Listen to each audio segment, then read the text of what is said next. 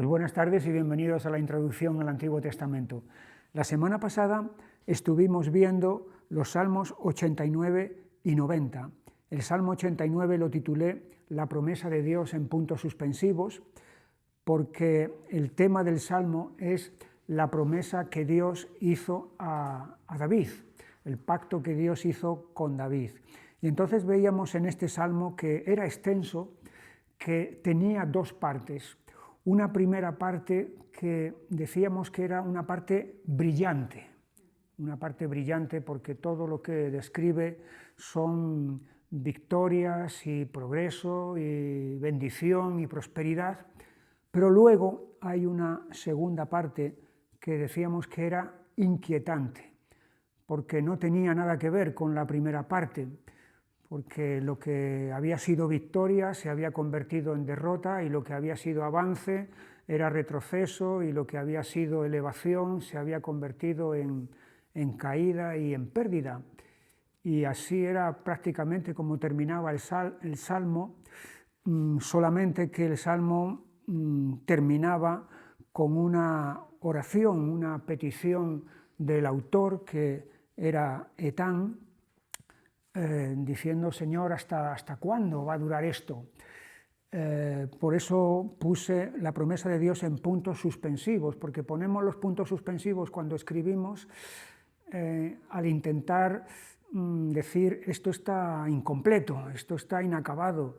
El punto y final lo ponemos cuando algo se ha terminado, pero los puntos suspensivos quedan las cosas ahí en el aire. Y en este sentido la promesa de Dios en este Salmo 89 quedaba en el aire, porque ya digo, después del comienzo de victoria y bendición, luego venía todo ese tramo de derrota y de fracaso. Y lo que veíamos es que estos puntos suspensivos tienen su respuesta en el Nuevo Testamento con el Hijo de David, el Hijo con mayúscula de David, en el cual todas las promesas de Dios, como dice el apóstol Pablo en 1 Corintios, son en él sí y en él amén. Entonces la promesa de Dios para David, que aquí quedaba en el aire, tiene su cumplimiento en el Hijo de David, que es Jesús. Y luego pasábamos a ver el Salmo 90. El Salmo 90 es el salmo escrito por Moisés y lo titulé De la fugacidad a la eternidad. De la fugacidad porque este salmo describe muy bien la condición humana, y esa condición humana se puede resumir en dos palabras que son pecaminosidad y mortalidad. Es porque somos pecadores que somos mortales y por lo tanto fugaces. Pasamos, nuestros días aquí son como hierba, esas son las ilustraciones que ahí se emplean. Y luego veíamos la oración de Moisés: Señor, que tú nos alegres, que tú nos ilumines, que tú confirmes la obra de nuestras manos. Entonces, en ese sentido, él estaba pidiendo estabilidad, contrario a esta fugacidad, estabilidad en la eternidad. Y veíamos que esa petición de Moisés tuvo su cumplimiento en su propia existencia, porque en el Nuevo Testamento él aparece en la escena de la transfiguración de Jesús, juntamente allí con Elías, en la tierra de Canaán, a la que no pudo entrar mientras estuvo en vida, y glorificado también. Y ahora vamos a pasar entonces al Salmo 91, que lo he titulado Preservación y Victoria. Preservación y victoria. Es un salmo que presenta un panorama muy peligroso, un panorama que está lleno de amenazas diversas, hay fuerzas malignas, algunas que son humanas y otras que no son humanas. Por ejemplo, hay una fuerza maligna humana que es la que describe en el versículo 3. Él te librará del lazo del cazador, Ahí entonces hay una fuerza humana maligna que lo que quiere es destruir al creyente. Y luego también en el versículo 5, en la segunda parte, dice, ni saeta que vuele de día, lo cual quiere decir que hay un arquero que está lanzando saetas, evidentemente saetas mortales entonces, para tratar de destruir también. Estas son las fuerzas humanas malignas que están representadas aquí en este salmo. El cazador con el lazo, la trampa para atrapar, y luego la flecha o la saeta entonces para herir mortalmente. Pero luego también están las fuerzas malignas que no son humanas. Y ahí es, por ejemplo, donde en el versículo 3, en la segunda parte, dice de la peste destructora. Aquí ya no es un ser humano el que está detrás de esto, moviéndolo, sino que aquí es la peste. Algo terrible entonces y algo que sigue siendo terrible en cualquier época que vivamos. Y en el versículo 5 dice, no temerás el terror nocturno. Aquí hay otra fuerza maligna que no es humana, es un terror nocturno, un miedo. Y en el 6, ni pestilencia que ande en oscuridad, ni mortandad que en medio del día destruya. Así que vemos aquí peste, terror, pestilencia, mortandad, todos son peligros y amenazas que son mortales, no son asuntos medianos o asuntos más o menos que se pueden sobrellevar, sino que lo que buscan es la destrucción del creyente. Y otra cosa también es que estos peligros son continuos, es decir, no es solamente en un momento determinado, por ejemplo, del día, sino que de noche y de día estos peligros pueden asaltar. Por ejemplo, ahí tenemos en el 5, no temerás el terror nocturno, pero ni saeta que vuele de día. Así que de noche hay algo peligroso y de día también hay algo peligroso. Y luego otra vez, ni pestilencia que ande en oscuridad, la noche, las tinieblas, ni mortandad que en medio del día destruya. Es decir, aquí ya no estamos en las tinieblas y la oscuridad donde todo es tenebroso y donde se junta eso para asustarte, sino que en medio del día, cuando está resplandeciente el sol y parece que todo está sosegado y tranquilo, sin embargo, ahí puede también aparecer la mortandad. Y luego, sumado a todas estas amenazas y peligros, están las ilustraciones que pone de animales que son fieras, fieras depredadoras, fieras destructoras. Allí tenemos en el versículo 13, sobre el león y el áspid pisarás, hollarás al cachorro del león y al dragón. Aquí tenemos animales que son también mortales, evidentemente el león, el áspid es la serpiente venenosa, está el cachorro del león, porque el león puede ser viejo y a lo mejor ya está falto de fuerzas, pero el cachorro del león está en todo su apogeo de fuerza. Y luego está el dragón. La palabra que aquí se ha traducido como dragón es la misma que aparece en el capítulo 1 de Génesis, cuando dice que Dios creó los grandes monstruos marinos. La palabra que ahí se traduce en Génesis 1, monstruos, grandes monstruos marinos, es la misma palabra que aquí se ha traducido como dragón, lo cual quiere decir que estamos ante algo verdaderamente espeluznante, ante algo descomunal. Cuando sumamos las fuerzas primeras que hemos visto, las humanas y las no humanas, y ahora todas estas fieras depredadoras, entonces nos damos cuenta de que estamos ante un escenario verdaderamente espeluznante que pone los pelos de punta. Y de hecho, ante esas fuerzas, el creyente por sí solo, por sí mismo, en sus propias fuerzas, es imposible que pueda salir adelante, que pueda tener victoria sobre todo esto.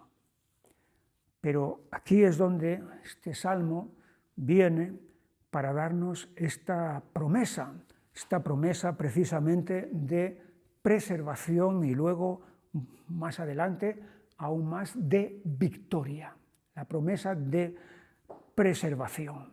Allí la tenemos al principio del Salmo: el que habita al abrigo del Altísimo morará bajo la sombra del Omnipotente. Diré yo al Señor, esperanza mía y castillo mío, mi Dios, en quien confiaré.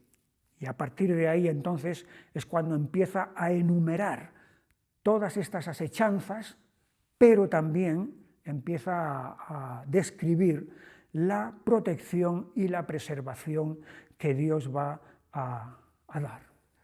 Pero hay una cosa muy importante: la inmunidad o la promesa de preservación que este salmo nos da no es una promesa incondicional, es decir, no es algo que Dios da independientemente de cómo nosotros estemos andando o viviendo. Es muy importante tener en cuenta el primer versículo, donde dice: el que habita al abrigo del Altísimo.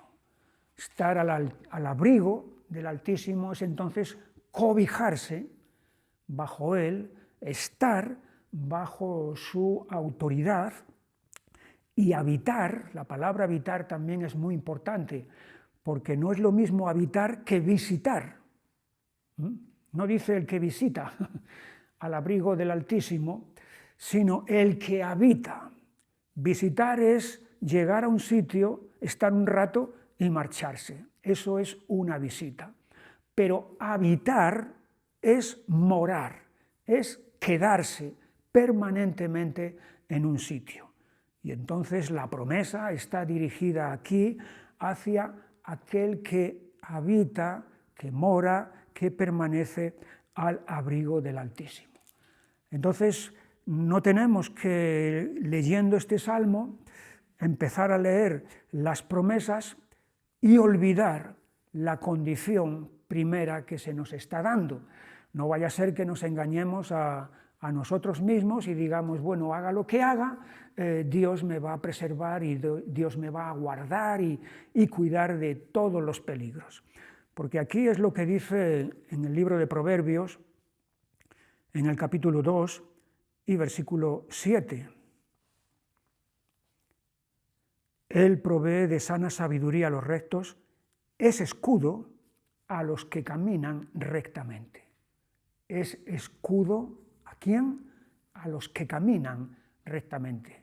Es decir, no es escudo a los que están caminando alocadamente, no es escudo a los que están caminando insensatamente, que hacen lo que quieren, lo que les da la gana y luego pretenden o reclaman, se atreven a reclamar las promesas de Dios. Estas promesas de Dios, como estamos diciendo y como dice Salmo 91 y también este texto de Proverbios y muchos otros pasajes, son para aquellos entonces que están habitando al abrigo del Altísimo. Hay tres nombres de Dios que aparecen aquí en estos primeros dos versículos. El primero es el del Altísimo, el que habita al abrigo del Altísimo. El segundo es morará bajo la sombra del Omnipotente. Y el tercero es diré yo al Señor, diré yo a Jehová. Tres nombres de Dios, uno detrás de otro. El Altísimo. El Altísimo nos habla de autoridad, el que está más elevado, el que está más alto, por encima de todo.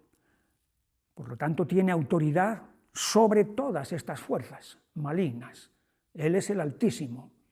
Por muy poderosas que puedan ser todas estas fuerzas destructoras, Él está por encima de ellas. Luego está el nombre Omnipotente. Omnipotente nos habla de suficiencia. Para lo que nosotros somos insuficientes para enfrentar todo esto, somos totalmente insuficientes, Él es suficiente para entonces protegernos de todo ello. Y luego está el nombre de Dios, diré yo a Jehová, esperanza mía y castillo mío, que nos habla del que es autoexistente, que tiene la existencia por sí mismo. En este salmo aparece la palabra librar 3 veces. La primera está en el versículo 3, Él te librará del lazo del cazador. La segunda la tenemos en el 14, por cuanto en mí ha puesto su amor, yo también lo libraré. Y la tercera en el 15, me invocará y yo le responderé, con él estaré yo en la angustia, lo libraré y le glorificaré. Así que este verbo librar, tan importante, librar de todos estos peligros, entonces aquí está esa promesa de liberación que Él nos da. Y luego tenemos la ilustración de la protección. Esa ilustración de la protección viene por la figura del ave, de la madre, entonces, que está protegiendo a sus crías indefensas de los peligros que les acechan. Está en el versículo 4. Con sus plumas te cubrirá y debajo de sus alas estarás seguro. De la misma forma, entonces, que todas esas crías pequeñas que están expuestas totalmente encuentran su calor y encuentran su defensa en la madre, aquí también entonces el creyente está encontrando en Dios esa protección de toda esa mortandad que es generalizada, porque dice el versículo 7, caerán a tu lado 1000 y 10.000 a tu diestra. Así que todos estos peligros no son solamente peligros teóricos o potenciales que pueden pasar, no, están pasando y de hecho están cayendo a miles por todos los lados, pero la promesa es aquí, más a ti no llegará. Dios dispone aquí además medios sobrenaturales para proteger al creyente. Lo tenemos en el versículo 11, donde dice, pues a sus ángeles mandará acerca de ti que te guarden en todos tus caminos. Así que hay recursos, y no recursos cualquiera, y no recursos naturales, sino recursos especiales, recursos sobrenaturales, como son los ángeles para proteger al creyente. En este sentido, esto va en la misma línea que vemos en la carta a los Hebreos, en el capítulo 1 y versículo 14, cuando el autor de Hebreos está comparando aquí a Jesús con los ángeles. Y aunque los ángeles sean criaturas muy exaltadas, ni con mucho llegan al que es el autor de las criaturas, también de los ángeles. Pero concretamente de los ángeles, dice Hebreos 1:14, no son todos los ángeles espíritus ministradores enviados para servicio a favor de los que serán herederos de la salvación. Es decir, espíritus ministradores enviados para servicio, para ayuda, socorro, a favor de los que serán herederos de la salvación. Están puestos por Dios para eso. Y aquí vemos en este Salmo 91:11, pues a sus ángeles mandará acerca de ti que te guarden en todos tus caminos. Por cierto, este versículo más el siguiente es el que el diablo tomó para la segunda tentación de Jesús. Allí en Mateo, en el capítulo 4, en el versículo 5, entonces el diablo le llevó a la santa ciudad y le puso sobre el pináculo del templo y le dijo, si eres hijo de Dios, échate abajo, porque escrito está, a sus ángeles mandará acerca de ti y en sus manos te sostendrán para que no tropieces con tu pie en piedra. tal manera que podríamos decir, bueno, aquí el diablo está utilizando la Escritura y está utilizando la promesa que viene de la palabra de Dios, por lo tanto, tiene que ser verdadero. Sin embargo, lo que el diablo está haciendo es lo que hemos dicho antes, pasando por alto la condición que el Salmo nos pone, el que habita al abrigo del Altísimo, entonces es para la promesa, es para esa persona, el que habita el abrigo del Altísimo. Pero el diablo toma solamente la promesa saltándose esa condición indispensable. Y porque lo que aquí le está proponiendo a Jesús es que cometa una locura, una insensatez, es que actúe por sí mismo, y actúe por sí mismo también para llamar la atención sobre sí mismo, saliéndose fuera de la voluntad de Dios. Aquí podemos ver cómo algo que es verdadero, algo que es verdad, puede convertirse en una falsedad. Esta promesa es verdad, pero sin embargo, sacada, quitada del encabezamiento de la condición que tiene, se convierte en una total falsedad.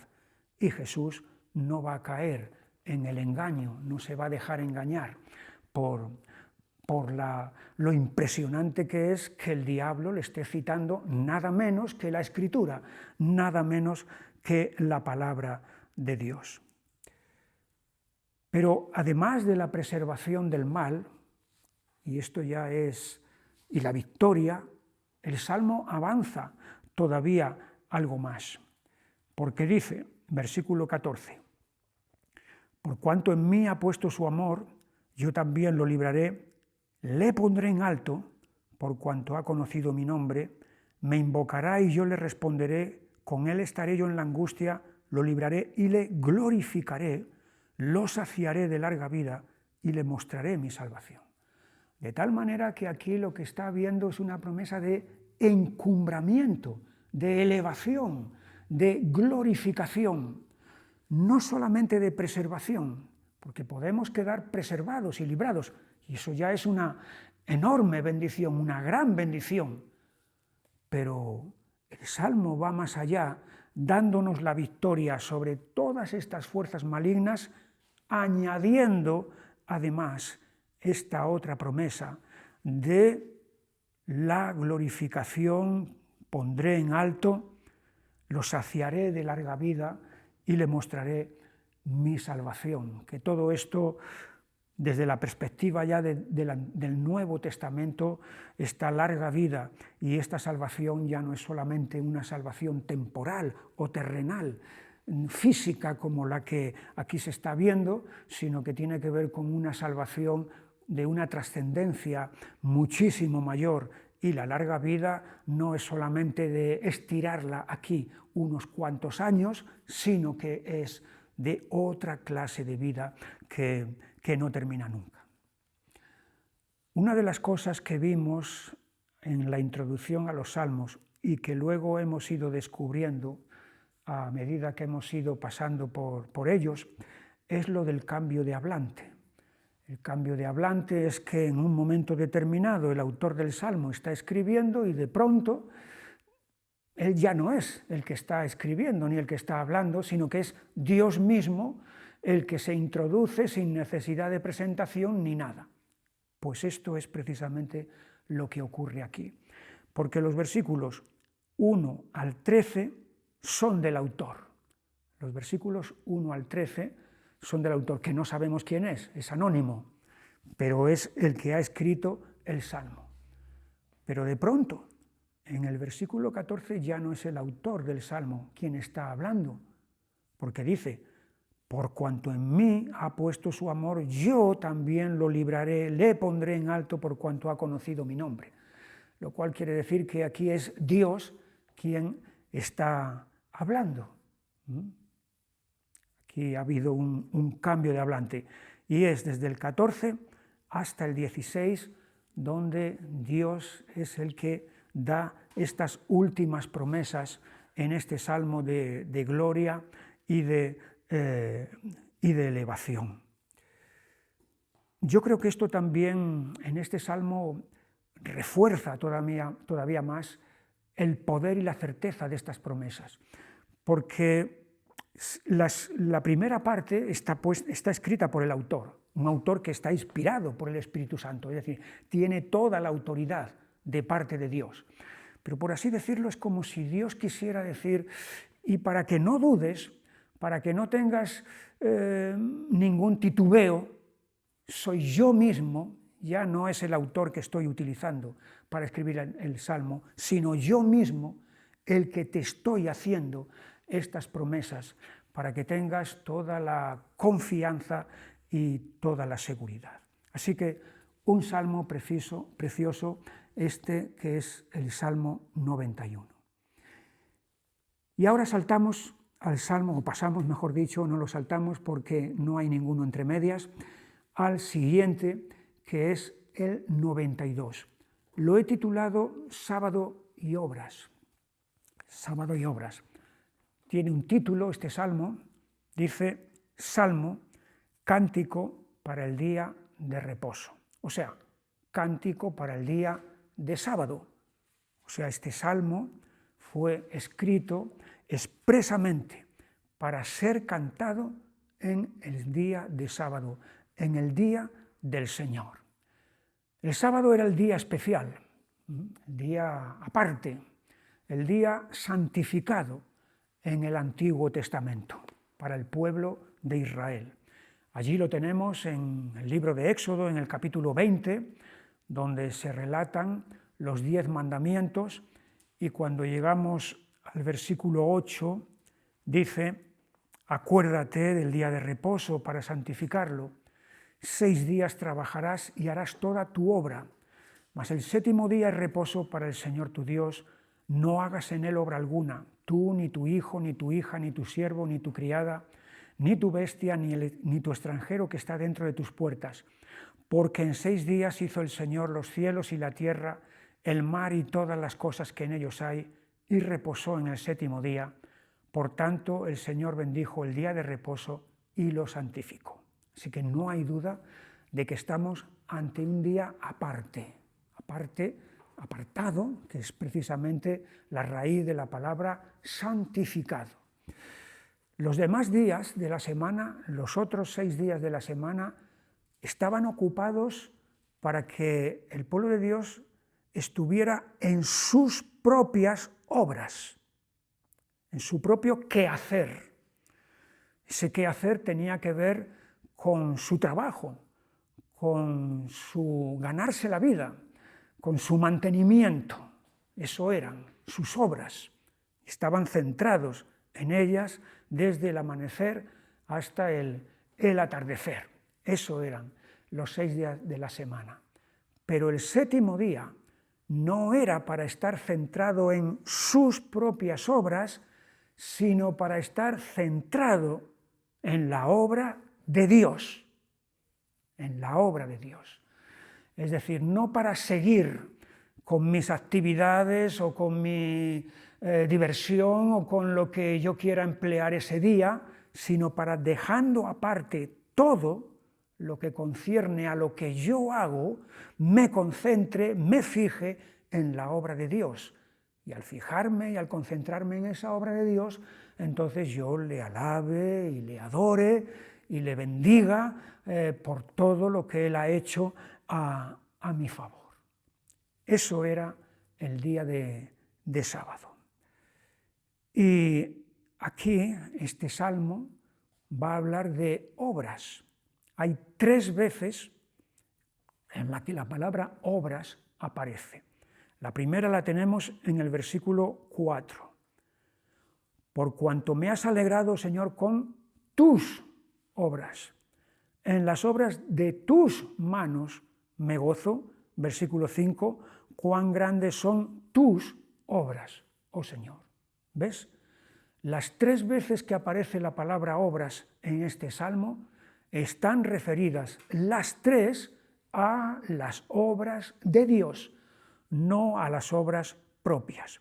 Por lo tanto, es muy adecuado, muy propio, que este salmo estuviera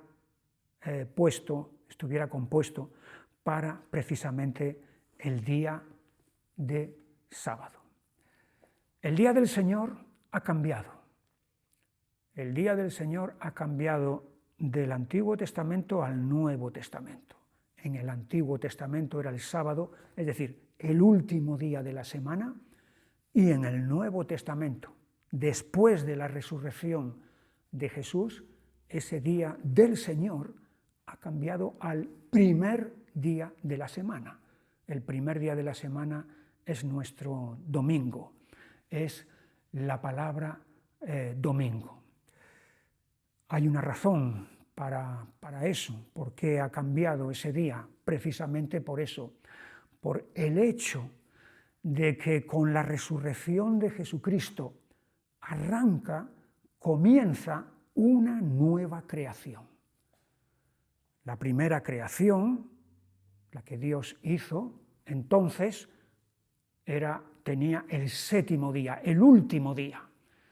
Pero con la resurrección de Jesús inicia una nueva era, una nueva creación. Y por lo tanto es por tal razón por la que el día se ha desplazado. El día se ha desplazado, pero lo que no ha cambiado es el principio de que el día del Señor es para el Señor, no para nosotros mismos, no para emplearnos en irnos al campo cuando venga el buen tiempo y pasar el día comiendo tortilla o hacer esto o lo otro y recrearnos o hacer otras 1000 cosas. El día del Señor es para el Señor. La película Carros de Fuego es muy famosa, seguramente muchos la hemos visto, y si no la hemos visto, es recomendable que la veamos.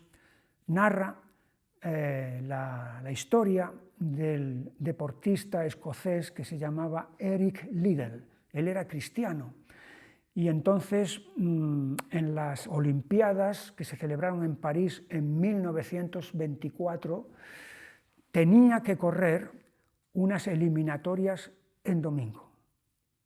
Pero él dijo, yo no puedo hacer eso, yo no voy a correr esas eliminatorias en domingo.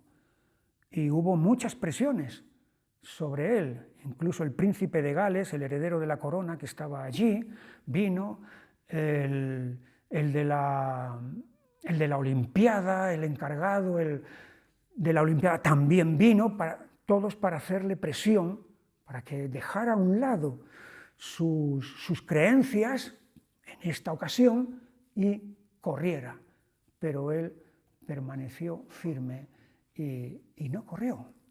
Al final, otro atleta le cedió su puesto para que no en domingo, sino otro día, corriera en su lugar la carrera de 400 metros. Él era especialista en 100 metros. No es lo mismo correr 100 metros que 400 metros. Y especialmente si te has estado preparando para 100 metros. Corrió la carrera de 400 metros en día que no era domingo y ganó la medalla de oro. Todo un ejemplo en este sentido, ¿no? de firmeza en el guardar el día del Señor que es para el Señor.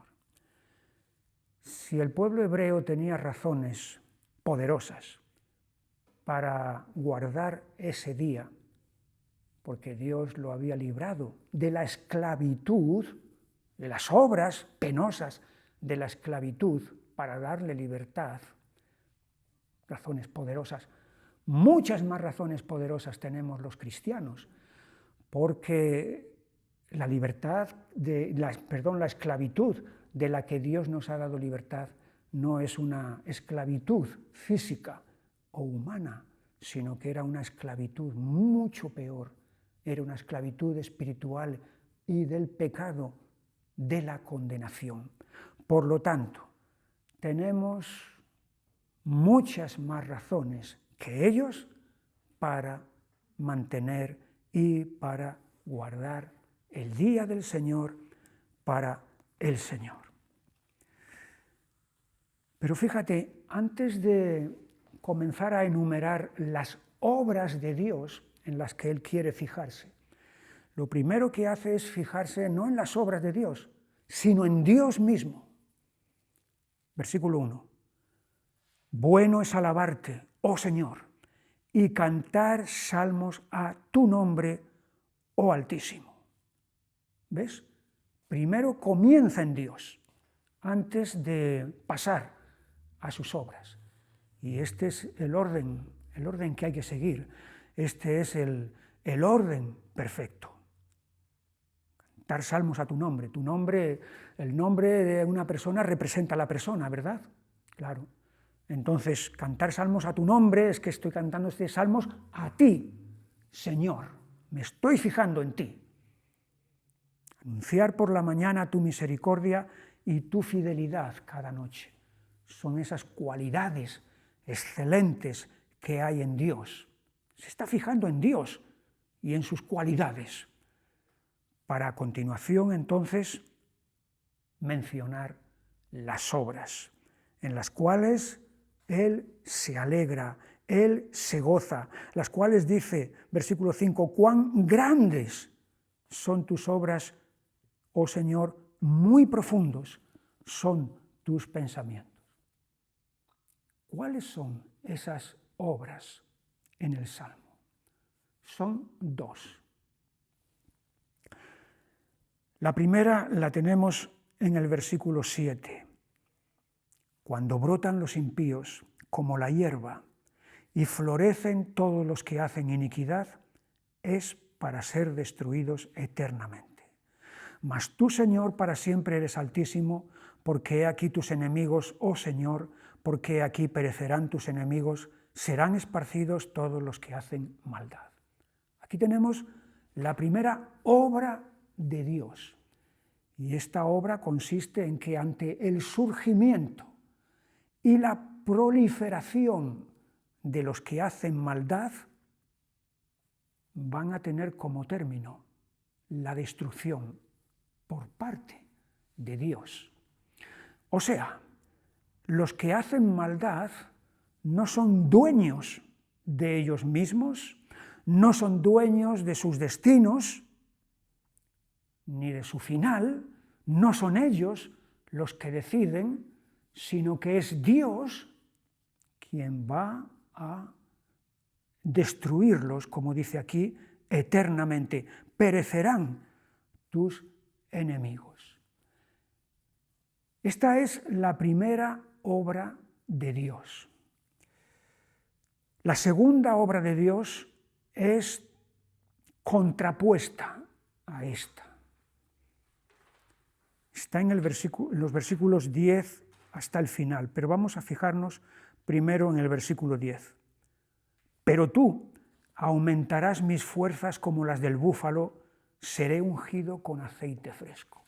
Aquí está la obra de Dios en el autor del Salmo, en el creyente.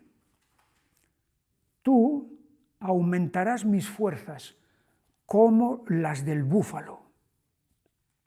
El búfalo es ese animal potente, poderoso, fuerte. Pues la obra de Dios en el creyente es que le va a aumentar las fuerzas, y evidentemente aquí ya no se está refiriendo tanto a fuerzas físicas, que a medida que pasan los años van en declive, sino la fuerza espiritual. Seré ungido con aceite fresco. El aceite, ya lo dijimos cuando nos salió en el libro de Éxodo y de Levítico, y el aceite de la unción de los sacerdotes y luego también de los reyes, que el aceite es la hidratación. El aceite hidrata, ¿verdad? Nos untamos cremas hidratantes que están hechas, compuestas a base de aceites, porque el aceite tiene esta cualidad de rejuvenecer, de renovar. Cuando la piel se seca, cuando la piel envejece, entonces una de las maneras de luchar contra eso es mediante el aceite. Por eso el aceite es símbolo de la unción y de la unción del Espíritu Santo, porque el Espíritu Santo lo que viene es a renovarnos y a rejuvenecernos. Seré ungido con aceite fresco. Aquí tenemos esta obra magnífica de Dios en el creyente. Y mirarán mis ojos sobre mis enemigos, oirán mis oídos de los que se levantaron contra mí, de los malignos.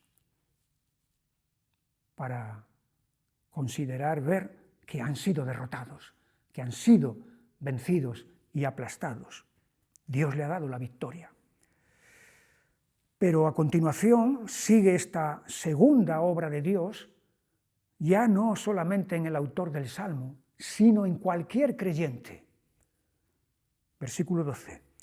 El justo florecerá como la palmera, crecerá como cedro en el Líbano, plantados en la casa del Señor. En los atrios de nuestro Dios florecerán, aún en la vejez fructificarán, estarán vigorosos y verdes, para anunciar que el Señor mi fortaleza es recto y que en Él no hay injusticia. El justo. Aquí se está hablando del creyente que está andando en la voluntad de Dios. Se le compara con dos árboles. Uno es la palmera y otro es el cedro. La palmera y el cedro todos los conocemos, aunque aquí no hay cedros, sí tenemos palmeras. Y aunque no tenemos cedros, seguramente sabemos lo que es un cedro, los famosos cedros del Líbano. La palmera florece, y si la palmera florece, la palmera da fruto, que es ese fruto excelente que es el dátil. El justo va a dar fruto. Crecerá como cedro en el Líbano. El cedro es ese árbol imponente y majestuoso. No es un arbolito cualquiera. Empieza siendo un arbolito, evidentemente, pero eso se va a convertir en un árbol verdaderamente espectacular. ¿Por qué el justo llega a ser como esta palmera y como este cedro? Hay una razón que lo explica. Versículo 13. Plantados, están plantados en la casa del Señor, en los atrios de nuestro Dios florecerán. Estábamos diciendo antes en el Salmo 91, el que habita, no el que visita, el que habita. Y ahora aquí está diciendo plantados. Plantado quiere decir que ha echado raíces, que tiene sus raíces, ¿dónde? En la casa del Señor, o sea, en la presencia de Dios. Y como tiene sus raíces en Dios, es por lo que entonces va a florecer y va a crecer y va a estar fuerte. Aún en la vejez fructificarán, estarán vigorosos y verdes. Hay una ley natural que es la ley del declive, ¿verdad? A medida que van pasando los años, nuestras facultades físicas e internas van en declive. Es la ley natural. Pero aquí se está hablando de una ley espiritual que va en la dirección contraria, porque aún en la vejez van a fructificar y van a estar vigorosos y verdes, porque tienen un motivo, que es anunciar que el Señor mi fortaleza es recto y que en Él no hay injusticia. Dos obras en el día de sábado, en el día del Señor. Dos obras del Señor a ser consideradas en el día del Señor. Una, de destrucción de los que hacen maldad. Otra, de bendición de aquellos que son suyos. Si vamos un momento al la carta a los Romanos, al capítulo 9 y versículo 21, dice: ¿o no tiene potestad el alfarero sobre el barro para hacer de la misma masa un vaso para honra y otro para deshonra? ¿Y qué si Dios, queriendo mostrar su ira y hacer notorio su poder, soportó con mucha paciencia los vasos de ira preparados para destrucción, y para hacer notorias las riquezas de su gloria, las mostró para con los vasos de misericordia que Él preparó de antemano para gloria? Aquí se está hablando de vasos. Ya sabemos todos lo que es un vaso. Un vaso es un recipiente sobre el cual se va a verter alguna clase de líquido, sea agua, vino o lo que sea.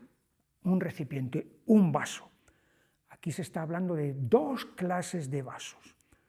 En el versículo 22, los vasos de ira, es decir, en los cuales Dios va a verter su ira para destrucción. Es la primera de las obras que en este Salmo 92 estábamos considerando. Pero luego, inmediatamente se habla de los otros vasos, los vasos de misericordia, que Él preparó de antemano para gloria. Dos obras. En una obra vemos la justicia de Dios, la justicia de Dios. En la otra vemos la gracia de Dios. Salmo 92, sábado y obras. Pasamos al Salmo 94 y lo he titulado La multiforme justicia de Dios. La multiforme justicia de Dios. Nada más comenzar el Salmo, se nos pueden poner los pelos de punta, porque dice: Señor Dios de las venganzas, muéstrate. Y entonces decimos, ¿cómo? ¿Cómo puede ser que la Biblia hable de Dios como Dios de las venganzas? Eso es algo totalmente incompatible con Dios. La palabra venganza es incompatible, no puede ser eso. Pero tenemos que tener cuidado para que entendamos bien la palabra venganza y su significado.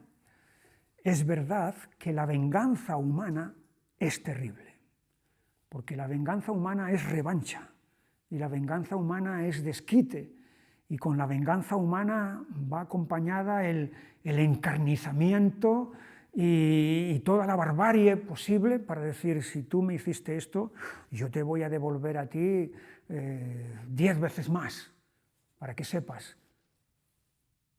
Eso es la venganza humana. Y claro, entonces si aplicamos ese concepto a Dios, Dios de las venganzas, entonces nos echamos las manos a la cabeza y decimos: esto no puede ser. Pero la venganza en Dios no es como la venganza humana, porque la venganza en Dios es justicia. Justicia. De hecho, fíjate, cuando dice: Señor Dios de las venganzas, muéstrate, engrandécete, oh juez de la tierra. ¿Ves? Aquí la palabra juez es la que está determinando qué debemos de entender por venganza. El juez es el que administra justicia, y la justicia es retribución, es castigar al mal, y castigar al mal evidentemente es algo bueno, porque si no se castiga al mal, el mal queda impune y el mal se sale con la suya.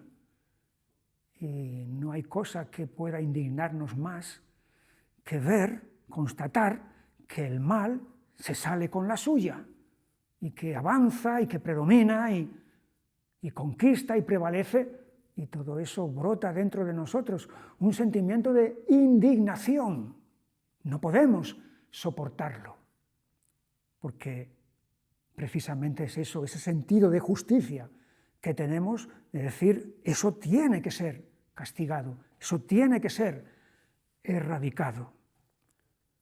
Entonces, engrandécete, oh juez de la tierra, da el pago a los soberbios. Aquí está la retribución justa, entonces.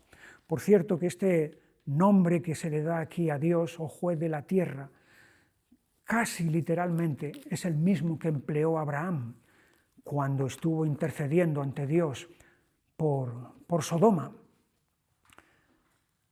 Allí en el capítulo 18 de Génesis y versículo 25, lejos de ti el hacer tal, que hagas morir al justo con el impío, y que sea el justo tratado con el impío, como el impío, nunca tal hagas. El juez de toda la tierra no ha de hacer lo que es justo. Así es como Abraham le llama a Dios, el juez de toda la tierra. Salmo 94, engrandécete, oh juez de la tierra.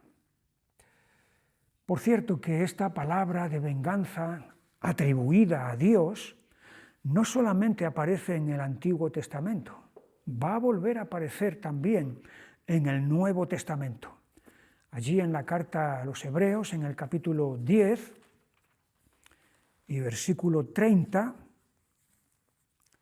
el autor dice, pues conocemos al que dijo, mía es la venganza, yo daré el pago, dice el Señor, y otra vez el Señor juzgará a su pueblo. El autor de la carta a los Hebreos está tomando aquí un texto que viene de Deuteronomio, en el que se dice que la venganza es de Dios. Estábamos en el Antiguo Testamento y hemos saltado al Nuevo. Y sin ningún problema, el autor de Hebreos toma esa palabra venganza para aplicarla a Dios. Pero fíjate otra vez lo que dice, y otra vez el Señor juzgará a su pueblo. ¿Ves? De nuevo, venganza y juicio están unidas lo uno con lo otro. Aquí es donde viene la petición del que escribió el Salmo, la súplica a Dios, Dios de las venganzas, juez de la tierra, muéstrate, actúa, interven, porque, versículo 3, ¿hasta cuándo los impíos? ¿Hasta cuándo, Señor, se gozarán los impíos? ¿Hasta cuándo pronunciarán, hablarán cosas duras y se vanagloriarán todos los que hacen iniquidad? A tu pueblo, Señor, quebrantan y a tu heredad afligen, a la viuda y al huérfano, al extranjero matan y a los huérfanos quitan la vida. Y dijeron, no verá el Señor ni entenderá el Dios de Jacob. Fíjate el discurso que tienen, el lenguaje que utilizan. Es un lenguaje, como dice ahí, duro. Además están vanagloriados, están engreídos, llenos de sí mismo. Y luego están quebrantando a los más débiles de la población, la viuda, el extranjero y los huérfanos. Con ellos se están ensañando, son crueles. Y también al pueblo de Dios, a tu pueblo, oh Señor, quebrantan y a tu heredad afligen. Estos que están haciendo todo esto y que están hablando y pronunciando todas estas palabras duras, no son ateos. No son ateos, porque fíjate lo que dice el versículo 7. Dijeron, no verá el Señor ni entenderá el Dios de Jacob. Luego tienen conciencia de que hay Dios, de que hay Dios. No son negadores de Dios, son recortadores de Dios, son limitadores de Dios. Están despojando a Dios de conocimiento, como si Dios no se diera cuenta de lo que está pasando en la tierra. Está tan remoto, está tan lejano, allá en el cielo, en su trono, en su palacio, donde sea, que no se entera de lo que hacemos nosotros aquí. Están recortando a Dios y despojándolo de este atributo suyo, que es la omnisciencia. Pero esta misma declaración ya denota su necedad, como dice el versículo 8.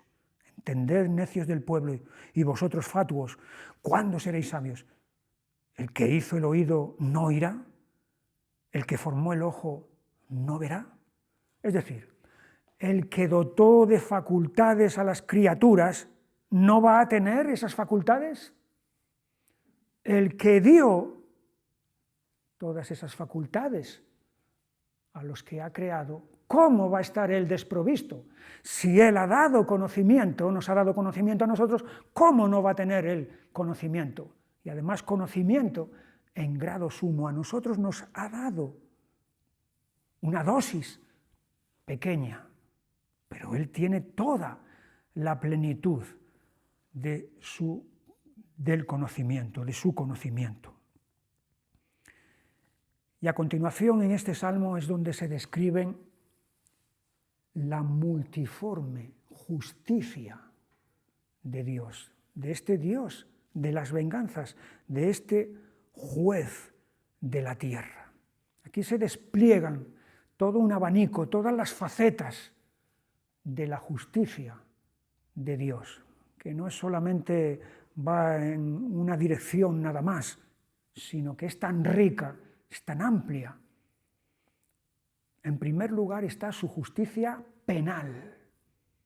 Justicia penal, versículo 23. Y él hará volver sobre ellos, de los que estábamos hablando antes, él hará volver sobre ellos su iniquidad y los destruirá en su propia maldad, los destruirá el Señor nuestro Dios. Esto es justicia penal, es decir, justicia que castiga el mal y a los que hacen el mal. Luego está su justicia correctora, versículo 12. Bienaventurado el hombre a quien tú, Señor, corriges y en tu ley lo instruyes para hacerle descansar en los días de aflicción, en tanto que para el impío se cava el hoyo. Hay una justicia correctora de Dios. Y esa justicia correctora no es para destrucción.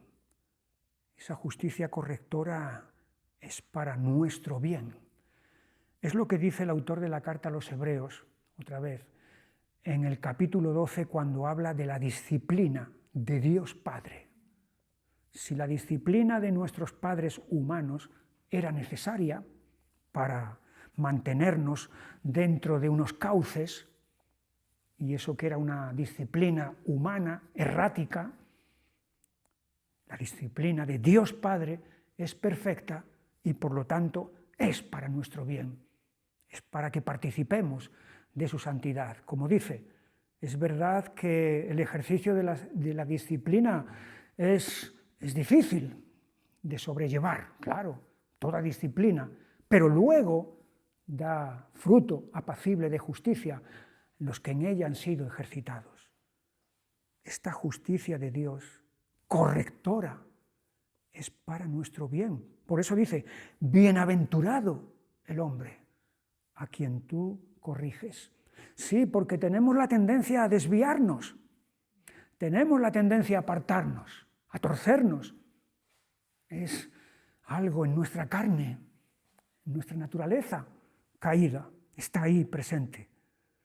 Y necesitamos de esta justicia correctora de Dios para volver otra vez a encauzarnos, a encaminarnos cuando nos estamos desviando, para hacerle descansar en los días de aflicción. Justicia penal, justicia correctora, justicia restauradora, versículo 15. Sino que el juicio será vuelto a la justicia y en pos de ella irán todos los rectos de corazón.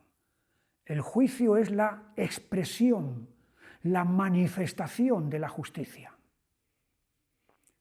Pero hay juicios que salen torcidos. Hay juicios que están torcidos, sentencias que están torcidas. Pero aquí se está hablando de que Dios va a hacer que esos juicios que salen torcidos, sean restaurados a la justicia, a la verdadera justicia. De tal manera que haya una consonancia entre justicia recta y juicio recto también. Esta multiforme justicia de Dios es incorruptible. Versículo 20. Se juntará contigo el trono de iniquidades que hace agravio bajo forma de ley, se juntan contra la vida del justo y condenan la sangre inocente. Se juntará contigo el trono de iniquidades. Trono de iniquidades es un gobierno de maldad. Es un gobierno que está asentado en la maldad. Y hace agravio, o sea, hace daño bajo forma de ley. O sea, emite leyes, promulga leyes malignas para hacer daño. Son leyes, por lo tanto, son legales. Lo que se está haciendo es legal, pero es un daño, una maldad legal. Y por más legal que sea, por más legalidad que tenga, eso no va a eliminar la maldad que tiene. Se juntará contigo el trono de iniquidades que hace agravio bajo forma de ley. Es decir, vas a llegar tú, Señor, a acuerdos con tu justicia perfecta. ¿Vas a llegar a acuerdos con esa otra justicia malvada? No, imposible. Tu justicia es incorruptible, inamovible. No vas a llegar a ningún tipo de acuerdos. Se juntan contra la vida del justo y condenan la sangre inocente. Y aquí podríamos pensar en el aborto. Las leyes sobre el aborto son leyes. Hay legalidad, son legales. Se puede hacer. Pero precisamente esto surge de ese gobierno o gobiernos, porque no es uno el que lo está promulgando, sino muchísimos a lo largo de todo el mundo, gobiernos de iniquidades que hacen agravio, que hacen daño bajo forma de ley. O también podemos pensar en las leyes, en las legalidades sobre la familia y el matrimonio que en los últimos años en muchos países del mundo los congresos han aprobado y los gobiernos han aprobado también, han emitido y han sancionado como algo válido y algo legal. De nuevo estamos ante un agravio al matrimonio verdadero, al matrimonio que Dios instituyó, al matrimonio entre hombre y mujer que se está haciendo bajo forma de ley. Y otro aspecto de la multiforme justicia de Dios, el último que quiero considerar, es que esa justicia es salvadora. Salvadora. Versículo 14. Porque no abandonará el Señor a su pueblo, ni desamparará su heredad. Este Dios de las venganzas, este juez de la tierra, no abandonará a su pueblo, ni desamparará su heredad. Aquí hay justicia salvadora. Versículo 16. ¿Quién se levantará por mí contra los malignos? ¿Quién estará por mí contra los que hacen iniquidad? Se pregunta el autor del Salmo. ¿Yo solo? ¿Contra todas estas fuerzas? Imposible. Soy uno frente a todo esto. ¿Quién estará de mi parte? Versículo 17. Si no me ayudara el Señor, pronto moraría mi alma en el silencio. Cuando yo decía, mi pie resbala, tu misericordia, oh Señor, me sustentaba. En la multitud de mis pensamientos dentro de mí, tus consolaciones alegraban mi alma. Aquí estamos viendo esta justicia salvadora, por la cual, aunque el creyente por sí mismo puede resbalar, puede caer fácilmente, sin embargo, el Señor lo va a sostener y guardar, y lo va a consolar. Todavía, versículo 22, otro texto más.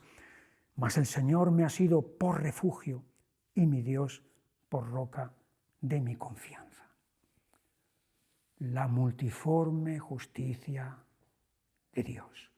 Justicia penal, justicia correctora, justicia restauradora, justicia incorruptible y justicia salvadora. Aquí lo dejamos. La semana que viene tocaremos, pero muy de pasada, estos 3 salmos, porque tienen en común que comienzan de la misma manera. 93, 97 y 99 comienzan los 3 con El Señor reina. Y luego 96, 98 y 149 comienzan los 3 con Cantad al Señor, cántico nuevo. Pero eso lo veremos la semana que viene. Que el Señor os bendiga y hasta entonces. Las cosas que el Señor hizo por mí, incontables son sus maravillas.